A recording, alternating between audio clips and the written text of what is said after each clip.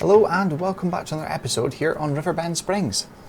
So we've got quite a bit to do today. We've already got one worker out on a ploughing contract. We've already sold 4,000 litres of cement bricks and 1,000 litres of cement bags at the Grain Elevator Museum and got $24,420 for that. We've also purchased this small spinnery for $36,000 and we've got this deadwood contract here. If I remember right, it unloads here and you use the trigger up here at the top. But what I'm going to go and do is lease this factory first because we need, I think it's 5,000 litres of the pre-made prefab wall parts and another 5,000 of the furniture as well. I think it's here. And we'll just double check. So by production point, right, this should be it. So we can either lease or buy it. So what we're going to do is lease it because we don't need this for much time. So we're going to lease for $821 a day. So that's at least. We need to create the wood prefab walls. And there's also furniture as well. Right, the furniture is the carpentry. Where is our trigger actually? We did find it. I need to go and I think we need to move the tractor over a little bit and potentially unstrap it. I'm not sure if it's the same if we lease it or not. Is it there? Have they moved it maybe? Let's just unstrap this because it should be in the right place. We'll just park right over the trigger just to make sure. There we go. Right. I think it might be here. Would this be where we now sell them from? Sell the wood. So that should... Yeah, there we go. Right, now that's in the factory. Let's go in here and start creating our prefab walls. I don't know if it's going to take long to do or not. We've got 33, just over 33 and a half cycles per month. But obviously it's taken 412 wood per cycle. I keep getting confused with this. Is that per cycle? So we should get 3,000 litres of prefab, 3,300, so 3 and a bit pallets of prefab walls today. It's already got 2 litres of it. And the only other thing we need to do is carpentry. We've got long planks anyway, so we can go and do that pretty much straight away. What do we have sitting? Yeah, that's our one. So we've got 4 and a bit pallets there. And for carpentry, the long planks, I think we should have enough to actually complete it. So we need to go and lease the carpentry, get that done, and once it's done, we'll stop the lease. So we should finish the lease on both of these productions today. So it's only going to cost us a couple of $1,000 maybe in total for leasing these. But let's get back up to the farm and double check what we need for everything. And we can also move our first 2 pallets of wool from the sheep pen across to our new spinnery.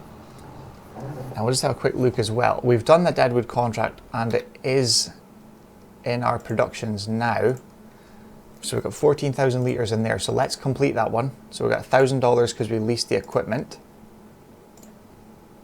Still 14,000 litres, perfect. And we've got a worker out on this field. I think we've maybe underestimated how big the field is. He's been on it for a few hours already while we did the deadwood contract. He's only 26% complete. So a plough upgrade would be good for the farm. Not 100% sure if we're going to do it yet or not. There is a few contracts in. There's another mowing contract, quite a good one. Let's accept that because we can set another worker off on that contract with the John Deere tractor and the 2 mowers. So let's get back over to the farm and we'll see what we actually need for the log cabin. I think this is the last section of it. So we'll just nip over and find out. Well, that's us here. We can't use that as a cut through now anymore to get into the yard. We kind of have to come in here. We'll maybe widen that entrance just a little bit. So we do have the spinnery down here. Oh, they're still hooked up from the last contract. That's perfect. We can set them away. So you have $36,000 for this. So we need to chuck some wool down into there. And we have, I think there's the 4.6 pallets. We'll get 4 in anyway and get that started. We did also, between the last episode and this one, we went into the XML files and edited our greenhouse as well, because if you remember the last episode, it was producing a very serious amount of lettuce, and it was almost very unrealistic, I would say anyway. So we have done that. We'll just check in here. Lettuce. So we've reduced everything so it doubled it. I think that's right now. I'll have to look back on a video from the last episode to make sure that recipe is correct now. Obviously it was $9. I don't know why it was 9 instead of 8, but we've half the cost as well. So obviously we quadrupled everything, the cost, the water, the lettuce, so the productions. We're at 4,000 cycles per month, now we're at 2016. So I think that's it sorted now, back to the ratio it should have been originally. I don't know if it was similar to this or not, but we've done the calculations and we've reduced it, so it's only double what it should be normally instead of quadruple.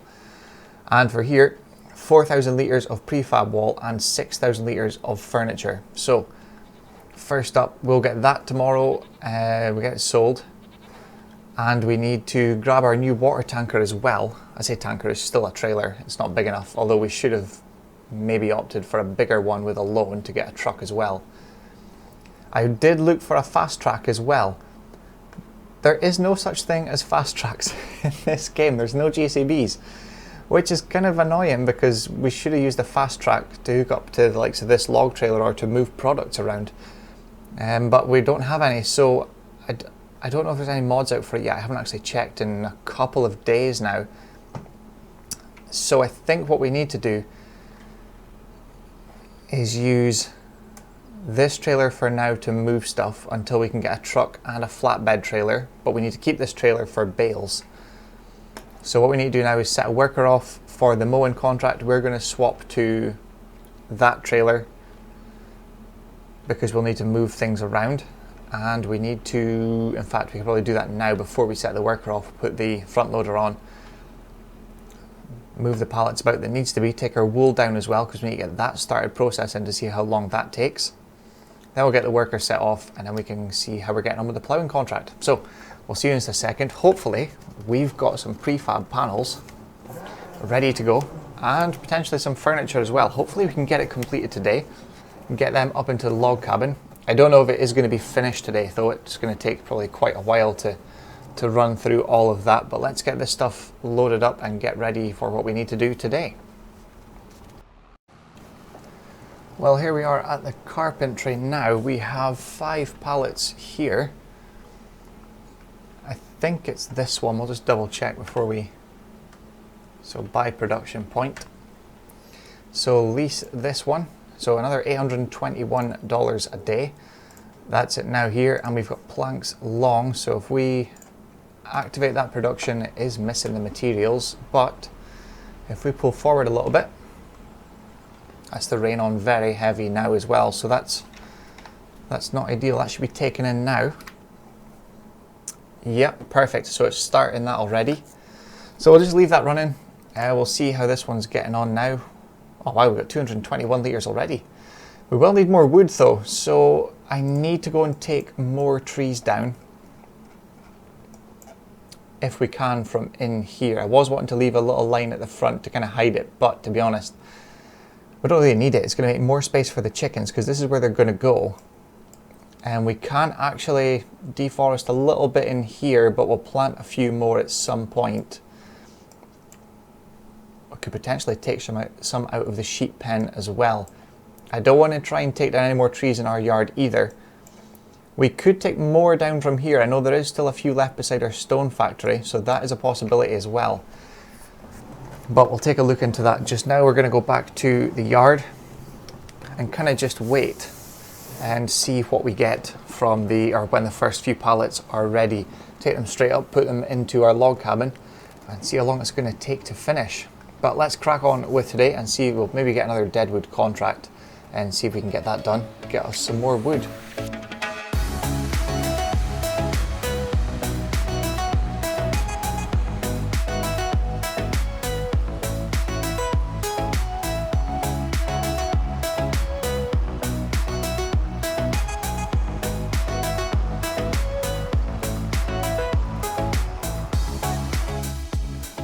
Well, that's us now into the afternoon. Well, let's check on the log cabin. We have another issue though, we didn't realise. Oh yeah, we didn't put anything in there. No, we need to check this, that's what we need to do.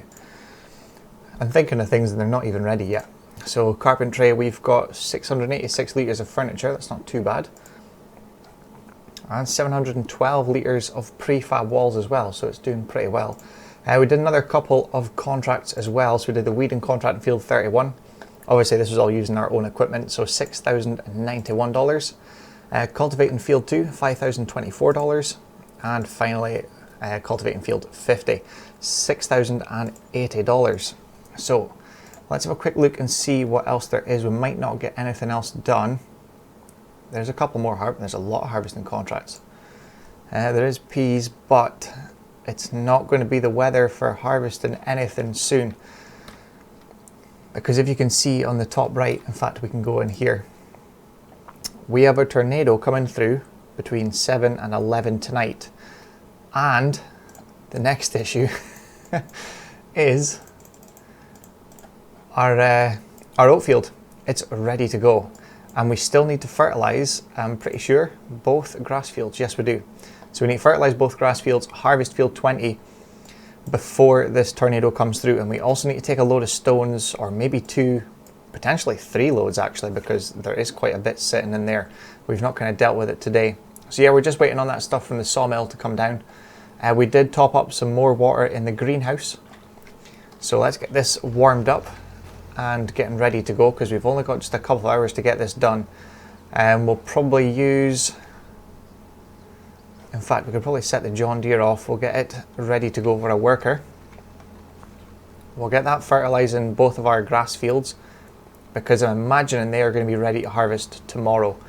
We actually need to repair this as well. We'll get this done first, get that out of the way and finished.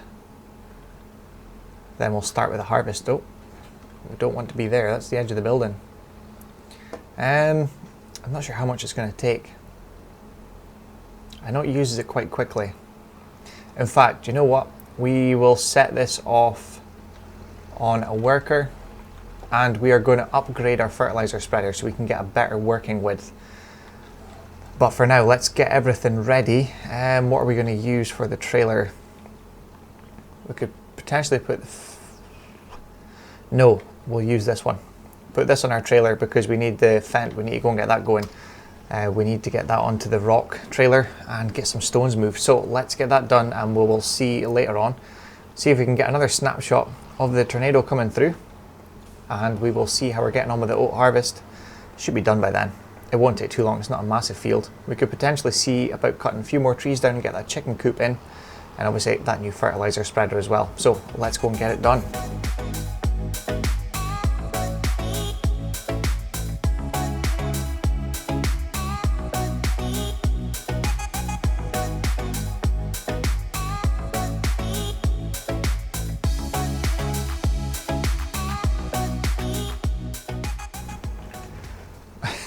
Well, I thought the AI system was pretty good.